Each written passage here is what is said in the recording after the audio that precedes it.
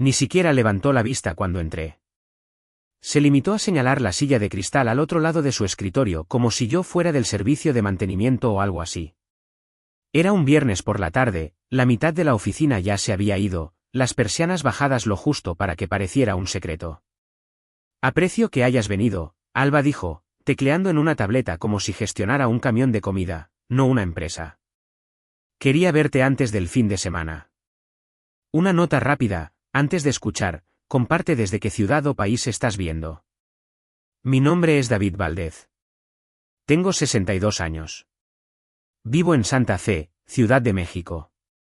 Antes de empezar, ¿cómo va tu día y desde dónde te unes? Se reclinó, muy informal, como si estuviéramos en un podcast. Así que, esto es solo una conversación de reestructuración. Nada personal.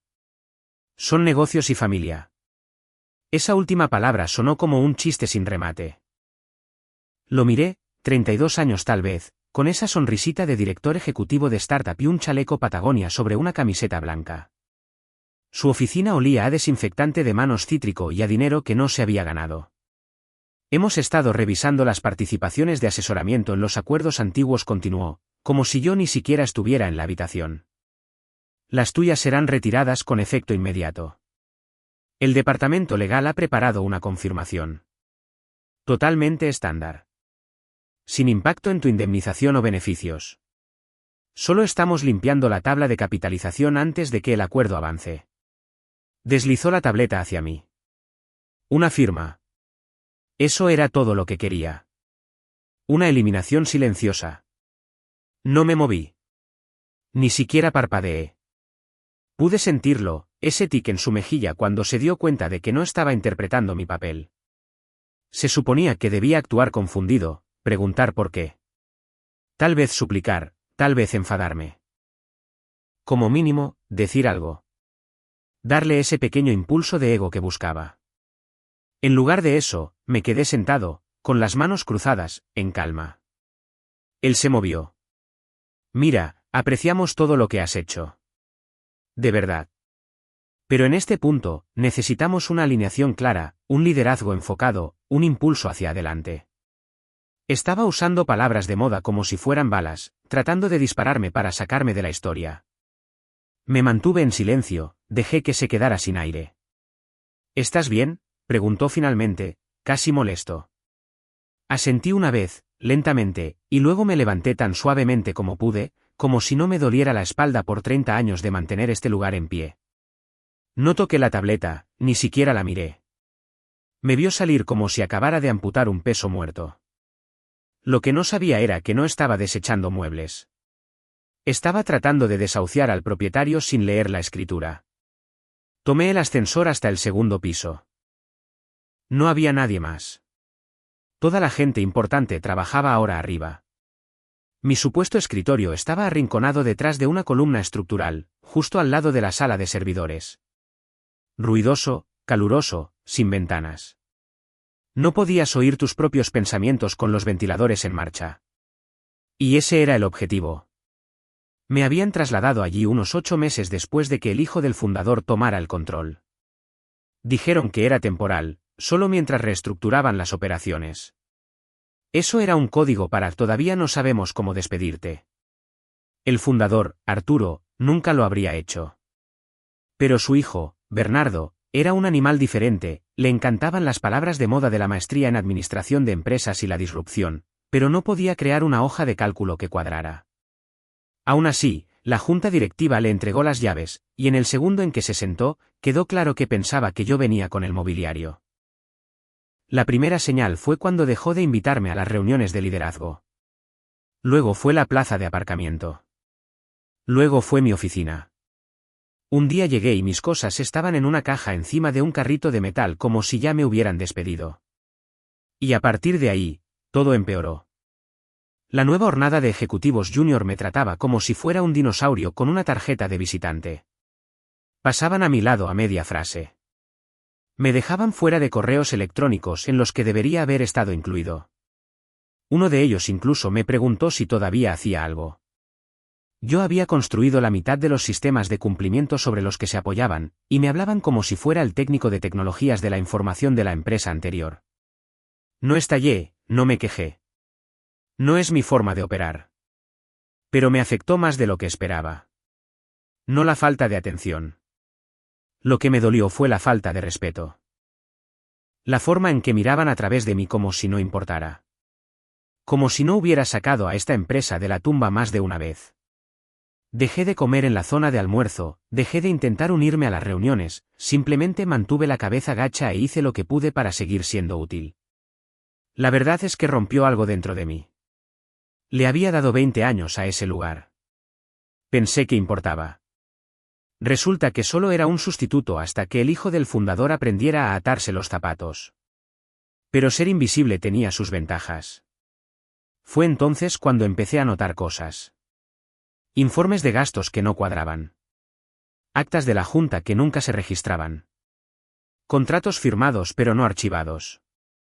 Grandes decisiones que se tomaban sin rastro de papel. Gente hablando de soluciones improvisadas y atajos como si estuvieran construyendo un proyecto de instituto, no gestionando el dinero de los inversores. No hice una lista. No guardé una carpeta. Simplemente observé y esperé. Dejé que pensaran que estaba muerto. Esperé y dejé que creyeran que me habían borrado. Y casi lo consiguen, hasta que se volvieron descuidados. Una tarde, oí a Bernardo fuera de la sala de servidores presumiendo con alguien por teléfono. Hemos hecho limpieza. El legado se ha ido. Todo el ruido está fuera de los libros ahora. Me quedé sentado fingiendo reiniciar mi portátil, pero en mi cabeza, empecé a rebobinar todo. Esa frase me transportó 12 años atrás, a la última vez que alguien pensó que el ruido había desaparecido. En aquel entonces, la empresa no eran oficinas de cristal y almuerzos con catering. Era un sótano a media luz en la colonia Doctores que olía a moho y café quemado, tuberías expuestas, mesas plegables, una impresora que se atascaba cada 3 páginas. Fue allí donde me llamó Arturo, con la voz temblorosa, tarde un domingo por la noche. Te necesito, dijo. Sin rodeos, sin orgullo. Vienen a por nosotros. Los reguladores estaban husmeando. Los acreedores querían respuestas. Los inversores amenazaban con demandas. Las nóminas apenas se cubrían. La empresa estaba a días de quebrar y todos lo sabían, excepto los que todavía fingían. Cuando entré en esa oficina del sótano, parecía un búnker. Papeles por todas partes. Sin estructura, sin contabilidad real, sin cumplimiento. Solo el pánico y la esperanza tomados de la mano. Arturo parecía 10 años mayor de lo que era. No se levantó cuando entré, solo se frotó la cara y dijo, la he fastidiado. No le sermoneé. No había tiempo. Eché un vistazo al desastre y me di cuenta de que nadie en esa habitación se estaba comportando como un adulto. Así que lo hice yo. Lo primero, los hice callar a todos, les dije que dejaran de hablar y empezaran a escuchar. Tracé lo que preguntarían los reguladores, lo que buscarían los inversores, lo que había que arreglar ahora y lo que podía esperar. Cancelé proyectos secundarios, congelé gastos, centralicé la autoridad y construí controles desde cero con los restos que teníamos. Durante semanas, viví allí abajo, comí comida para llevar mala, dormí en un sofá de mi oficina y recibí llamadas de abogados enfadados que pensaban que yo era solo otro solucionador de problemas al que podían intimidar. No lo era. Poco a poco, las cosas se estabilizaron. No de forma bonita, ni limpia, pero lo suficientemente estables como para sobrevivir. Evitamos sanciones, llegamos a acuerdos con los acreedores, ganamos tiempo con los inversores. Un paso feo a la vez, sacamos a la empresa del abismo. Cuando llegó el momento de hablar de mi paga, Arturo se rió. No porque fuera gracioso, sino porque no quedaba nada. No puedo pagarte, dijo. No ahora. Quizás nunca. Le dije que no lo había hecho gratis. Simplemente no necesitaba el dinero en ese momento. Llegamos a un acuerdo. Un acuerdo de asesoramiento vinculado a participaciones, no a opciones, no a acciones ordinarias. Algo extraño. Un instrumento personalizado que su abogado redactó porque nada estándar encajaba. Me daba acciones de asesoramiento a cambio de una compensación diferida. Sin dividendos garantizados, sin plazo de salida, solo papel y confianza. Antes de firmar, Arturo dudó. Luego dijo que quería añadir una cosa más. Se inclinó sobre la mesa y bajó la voz. Necesito un mecanismo de seguridad. Le pregunté a qué se refería.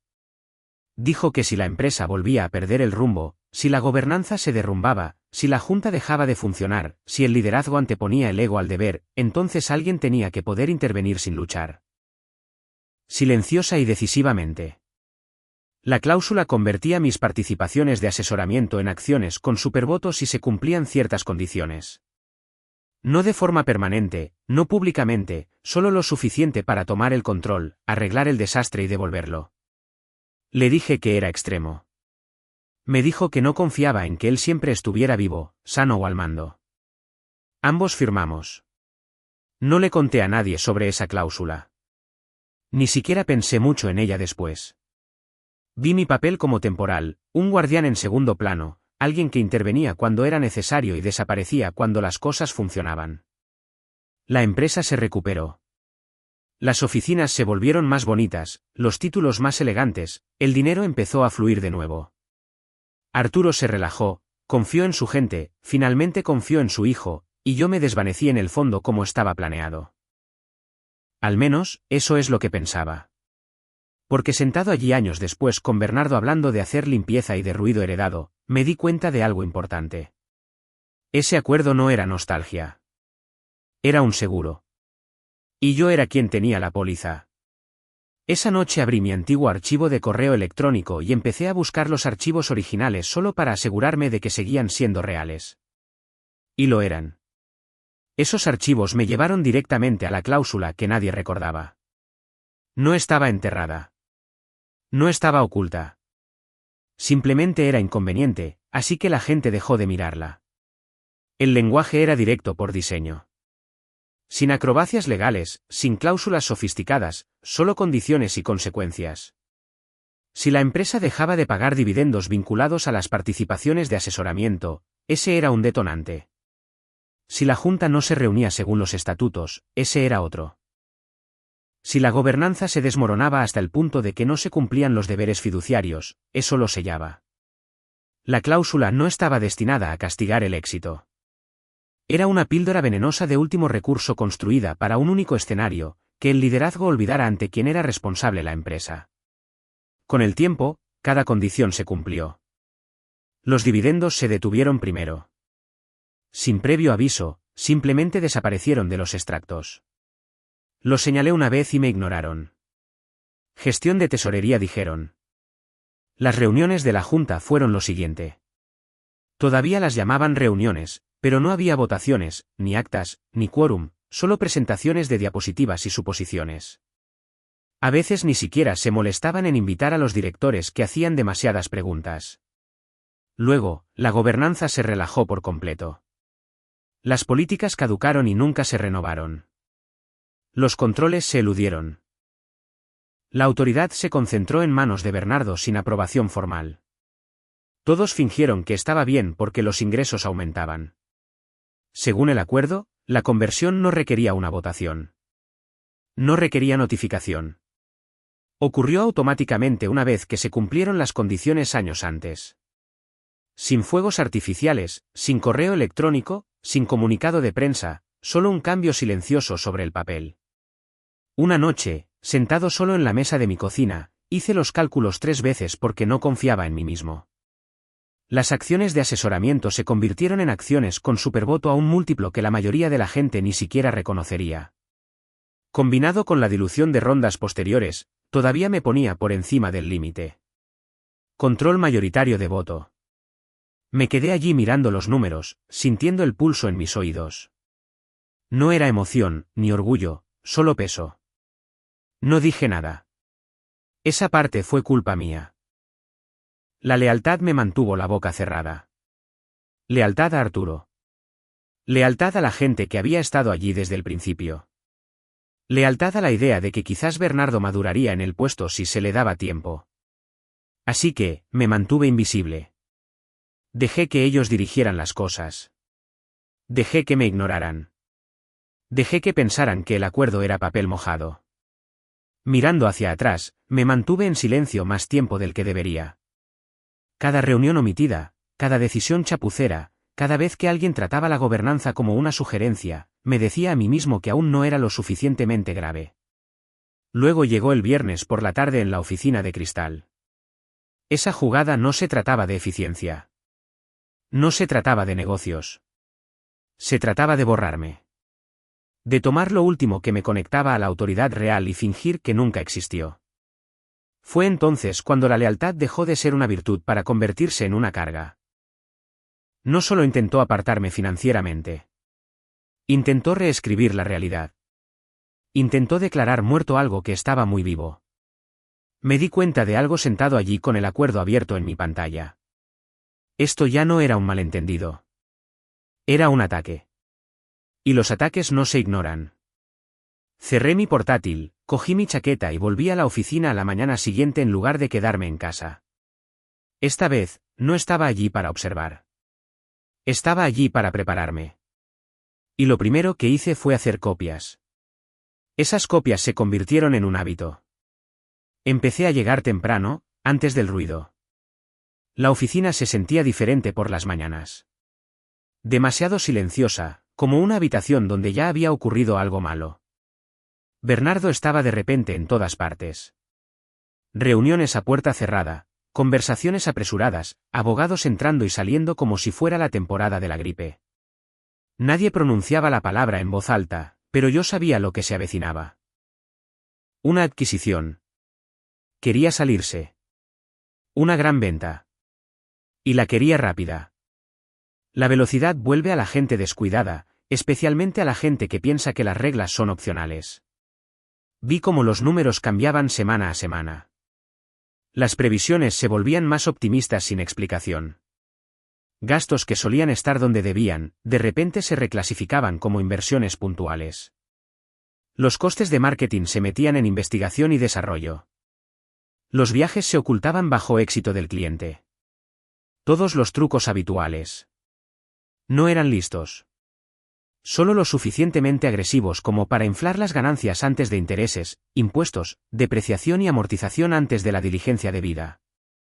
El reconocimiento de ingresos también se volvió descuidado. Acuerdos registrados antes de las firmas. Programas piloto contados como contratos completos. Un gerente financiero se opuso una vez en una reunión y Bernardo lo calló delante de todos. No tenemos tiempo para debates académicos, dijo.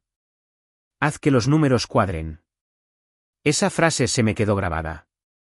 No me enfrenté a nadie. Simplemente escuché, lo observé, dejé que mi invisibilidad hiciera su trabajo.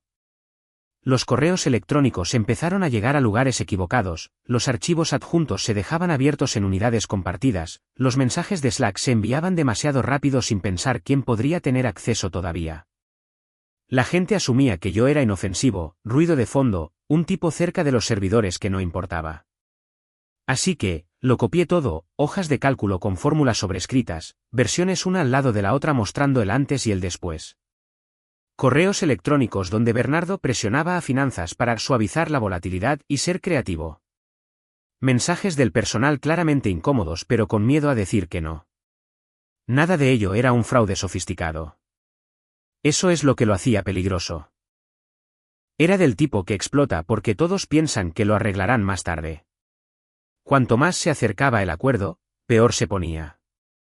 A los consultores externos se les daban datos seleccionados. Las preguntas se respondían con medias verdades. Las divulgaciones se redactaban de forma escueta, confiando en que el impulso los llevara hasta el final. Me di cuenta de que Bernardo no solo estaba inflando el rendimiento. Estaba vendiendo una historia que sabía que no sobreviviría a la luz del día. Y si el acuerdo se cerraba así, no sería solo su problema. Recaería sobre la empresa, sobre los empleados, sobre el fundador, sobre cualquiera cuyo nombre todavía estuviera asociado, incluido el mío. Fue entonces cuando las apuestas cambiaron en mi cabeza. Me senté en mi escritorio una tarde escuchando el zumbido de los servidores y sentí ese peso familiar asentarse. La misma sensación que había tenido en ese sótano años antes. Cuando las cosas se deslizaban rápidamente y nadie quería frenar. Marqué la fecha y hora de los archivos, guardé los originales, registré cuando cambiaban los documentos y quién los cambiaba. Construí un rastro limpio que hablaba por sí mismo. Sin comentarios, sin manipulación, solo hechos apilados ordenadamente como ladrillos. Una noche me quedé hasta tarde y oí a Bernardo hablando por teléfono en su oficina. La puerta entreabierta, las luces apagadas. «Estamos bien», dijo. «La tabla de capitalización está limpia, los problemas heredados están resueltos. No queda nada exótico». Sentí que se me tensaba la mandíbula, pero no me moví porque ahora sabía exactamente lo que estaba planeando. Iba a vender la empresa con divulgaciones que no eran ciertas, certificarlas él mismo y esperar que nadie investigara lo suficiente antes de que la tinta se secara. Asumió que cualquiera que pudiera desafiarlo ya no estaba, era leal o demasiado lento para importar. Se equivocaba en los tres aspectos. Caminando hacia mi coche esa noche, no sentí ira. Me sentí concentrado, tranquilo de una manera que solo llega cuando el camino está claro. No iba a hacer estallar esto antes de tiempo. Todavía no. Iba a dejar que continuara. Dejar que dijera las palabras. Dejar que pusiera su nombre en las declaraciones. Dejar que construyera el caso en su contra sin saberlo. La ventaja no se trata de volumen. Se trata de oportunidad. Y yo había terminado de reaccionar. A partir de ese momento, cada movimiento que hice fue deliberado. Cada archivo que copié tenía un propósito. Cada conversación que escuché se registró en mi cabeza. Dejé de ser un testigo. Me convertí en un registro. Y cuando llegara el momento, no habría una discusión, solo pruebas. La invitación la llamaba una sesión de preparación, no una reunión de la Junta. Así es como se las arreglaban para no invitar a ciertas personas. Sin actas, sin orden del día, sin supervisión.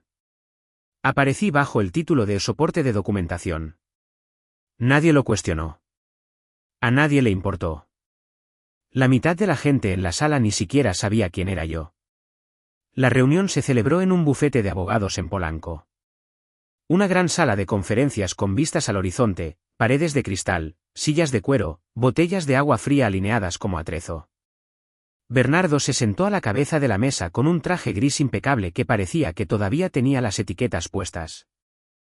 Su energía era pura adrenalina, hablaba rápido, sonreía demasiado, vendiendo una fantasía que apenas entendía. Los inversores llenaban la sala, 3 de la serie C, 1 de una ronda estratégica temprana, más el asesor externo. Los reconocía a todos. Solía sentarme al otro lado de la mesa de estos tipos cuando las cosas se estaban desmoronando, cuando realmente escuchaban. Ahora yo era el tipo en la esquina con un portátil y sin placa con mi nombre. Hablaron de rendimiento, proyecciones, estructura del acuerdo. Bernardo lanzó términos como tasa de ejecución, sinergias y fortaleza de la cartera de clientes, todo pulido, todo hueco. Luego el tema cambió. Un inversor se inclinó hacia adelante y preguntó, ¿y estás seguro de que la tabla de capitalización está limpia? ¿Sin fantasmas? ¿Sin instrumentos tempranos extraños flotando por ahí? Bernardo no dudó. Totalmente limpia.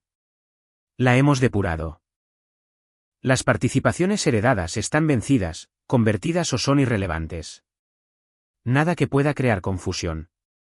Bajé la mirada para ocultar mi rostro. La audacia de aquello casi me hizo reír. Otro intervino. ¿Algún asunto de asesoramiento que debamos señalar? Todos retirados. Cada uno de esos acuerdos fue cerrado. Nada abierto. Nada pendiente. Este acuerdo no heredará ningún peso muerto. Peso muerto. Esa me llegó. Mi pulso no se aceleró. Simplemente escuché, observé, registré cada frase. No necesité grabarlo. Lo dijo lo suficientemente alto como para quemarlo en mi memoria. Luego vino la parte que lo selló todo. Uno de los abogados preguntó directamente, entonces, ¿podemos representar en el anexo de divulgación que no hay derechos de participación de asesoramiento pendientes de ningún tipo, Bernardo? Correcto. Todo fue contabilizado. Cualquier cosa antigua fue terminada el último trimestre. Tecleé una nota en un documento de Word en blanco, solo la cita y la hora. No hablé, no me inmuté, simplemente dejé que la mentira flotara en el aire. Fue entonces cuando le envié un mensaje de texto a Arturo. ¿Viste alguna vez los documentos de terminación final de mi acuerdo de asesoramiento? Arturo, no. No sabía que lo hubieran tocado. No lo han hecho. Afirman que está muerto. Arturo, ¿qué demonios? Me quedé mirando su mensaje un rato. Era la primera vez que no sonaba como si tuviera el control. Continuó, déjame investigar esto. Te llamo después. No respondí. Todavía no estaba listo para tener esa llamada. La reunión continuó. Bernardo les explicó los siguientes pasos. La sala de datos estaba preparada. El cronograma de diligencia estaba establecido. La firma estaba prevista para finales de mes. Todos asentían como si ya estuviera hecho. Vi cómo la sala pasaba de las preguntas a las felicitaciones. Podía sentirlo. El impulso comenzaba a llevar el acuerdo hacia adelante como una ola que no podía detenerse. Pero podía. Solo tenía que esperar porque este no era el momento. Si hubiera hablado allí, lo habrían manipulado. Negar, retrasar, desviar. Decir que fue un malentendido. Llamarlo un fallo de papeleo. No. Necesitaba que Bernardo lo cerrara. Que pusiera su nombre en ello. Que firmara las divulgaciones bajo pena de perjurio. Que certificara la mentira delante de abogados, inversores y el comprador. No solo que la dijera, que se hiciera responsable de ella. Eso significaba paciencia. La oportunidad lo era todo. Lo había aprendido por las malas. Entré en la sala de datos justo después de las 10 de esa noche. Sin problemas de contraseña, sin alertas, el mismo panel limpio que todos los demás veían. Solo eso me dijo lo confiado que se sentía Bernardo. Fui directamente a los registros de propiedad. Mi nombre no estaba allí. No estaba enterrado, ni mal etiquetado. Desaparecido. La tabla de capitalización mostraba acciones comunes, preferentes, opciones, warrants, todo ordenado y desinfectado. La clase de asesoramiento no existía, como si nunca se hubiera creado, como si los últimos 12 años fueran un rumor. Hice clic más profundo. Anexos de divulgación, contratos materiales, cartas adicionales, acuerdos de empleo, acuerdos de consultoría. El acuerdo de asesoramiento no figuraba en la lista, no estaba tachado, ni resumido, omitido. Fue entonces cuando la temperatura de todo el asunto cambió en mi pecho. Hasta ese momento, se podía argumentar incompetencia, descuido, incluso arrogancia. Pero eliminar la propiedad y ocultar un instrumento de control durante una adquisición no era una zona gris. Eso era fraude de valores. Federal, claro y simple. Me recliné en mi silla y dejé que eso se asentara. No miedo, claridad. Esto ya no era personal. Esto era exposición a un delito con consecuencias reales. Consecuencias a nivel de prisión. Del tipo que arrastra a las familias con ellas. Abrí el borrador del certificado de divulgación. El nombre de Bernardo ya estaba escrito en la parte inferior. Solo tenía que firmarlo por la mañana. Certificar que todo lo presentado era completo y exacto a su leal saber y entender. Y no lo era. Ni de lejos. Tenía dos opciones. Podía hacerlo estallar en ese mismo momento.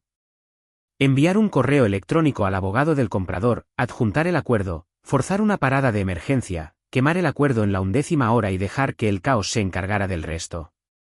O podía dejar que terminara, dejar que firmara, dejar que certificara, dejar que se pusiera completamente en el anzuelo con testigos, abogados y marcas de tiempo. Dejar que la mentira se hiciera oficial. Esa segunda opción conllevaba más riesgo, pero también conllevaba algo mejor. Finalidad. No dormí mucho. Simplemente me quedé sentado revisando archivos, confirmando el patrón. Cada referencia a mí, eliminada.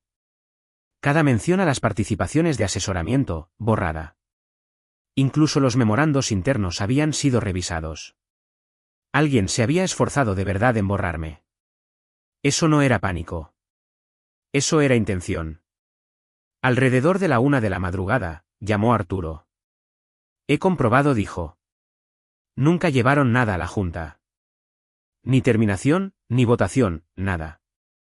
Lo sé, dije. Me enviaron el resumen de divulgación, añadió. Tu acuerdo no está ahí. Lo sé. Hubo una larga pausa.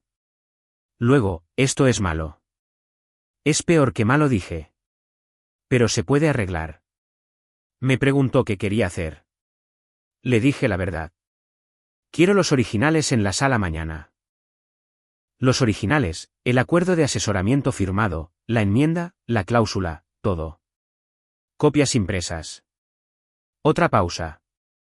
Luego, los tengo. Me imaginé que los tendrías. No pensé que los necesitaría nunca, dijo. Tráelos de todos modos. No discutió. Solo dijo, allí estaré. No dijimos mucho más. No lo necesitábamos. Después de la llamada, organicé mi propia pila, versiones impresas, correos electrónicos, historiales de versiones, una cadena limpia desde la creación hasta la conversión. Sin comentarios, sin emoción. Solo documentos que hablaban más alto de lo que yo podría hacerlo jamás. El sol empezó a salir mientras yo todavía estaba en la mesa. El café se había enfriado. El teléfono vibraba con recordatorios de calendario para una reunión que nadie se daba cuenta de que estaba a punto de cambiar.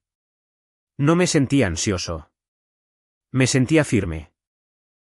Este era el momento en el que la mayoría de la gente entra en pánico, ataca, muestra sus cartas demasiado pronto, intenta ganar la discusión en lugar del resultado. Yo no era como la mayoría de la gente. La ventaja no alcanza su punto máximo en el aparcamiento, ni en el pasillo, ni la noche antes. Alcanza su punto máximo en la mesa de negociaciones cuando todos ya se han comprometido y la verdad no tiene dónde esconderse. Hice mi maleta, deslicé la carpeta dentro y la cerré. Luego me levanté, cogí mi chaqueta y salí por la puerta porque para cuando Bernardo firmara por la mañana, el acuerdo ya no le pertenecería. Y la empresa, tampoco. Nos sentamos alrededor de una mesa pulida de 3 metros, 20 minutos después de la hora de inicio. Bernardo ya sonreía, disfrutando de la atención. El equipo del comprador estaba allí, el abogado principal, el representante corporativo, analistas junior con trajes nuevos, fingiendo no estar nerviosos. De nuestro lado teníamos a los inversores, al equipo legal y a algunos ejecutivos que pensaban que estaban a punto de dar una vuelta de honor.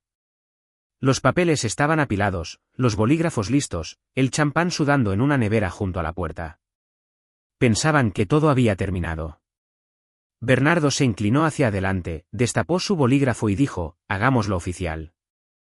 Pero antes de que pudiera firmar, la abogada del comprador levantó una mano. Una pregunta rápida antes de ejecutar, dijo. Nuestra revisión interna detectó un instrumento de participación de asesoramiento temprano. David Valdez. No vimos un documento de terminación o transferencia en la sala de datos. ¿Puede alguien aclararlo? La sala se quedó en completo silencio. Bernardo parpadeó. Eso se retiró hace años. Un acuerdo antiguo, ya no está activo. ¿Tiene prueba de la terminación? No respondió. Solo miró al abogado que estaba a su lado, que parecía que preferiría estar en cualquier otro lugar. Me levanté de mi silla en la esquina de atrás. ¿Puedo ayudar con eso?, dije. Las cabezas se giraron. La mandíbula de Bernardo se tensó, el color desapareció de su rostro. Caminé hacia la mesa, saqué la carpeta y la puse encima. Soy David Valdez. Soy el titular del acuerdo de participación de asesoramiento en cuestión. Esta es la copia totalmente ejecutada, incluyendo la cláusula original. Pasé a la página y señalé. Esta cláusula activó la conversión automática después de que la gobernanza no cumpliera con sus obligaciones. Esa condición se cumplió hace 3 años. La abogada del comprador se inclinó, la escaneó rápidamente y asintió. Continué. A día de hoy, ostento el control mayoritario de voto.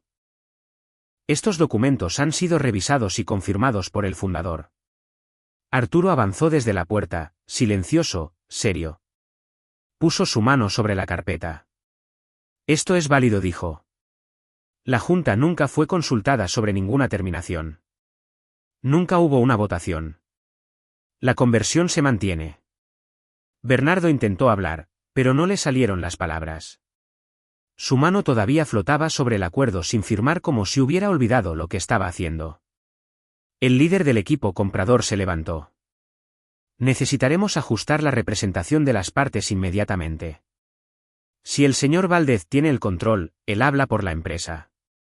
Asentí una vez. Procederemos con la venta, dije. Pero haré 2 cambios. Los empleados quedan protegidos. Y el papel de Bernardo termina hoy. Nadie se opuso. Simplemente asintieron uno por uno, como si el viento hubiera cambiado. La venta se cerró 40 minutos después. ¿Limpie? Definitiva. Bernardo recogió sus cosas en silencio. Salí sin dirigirle una palabra. El poder no pertenece al tipo más ruidoso de la sala. Pertenece a aquel que leyó la letra pequeña y guardó los recibos.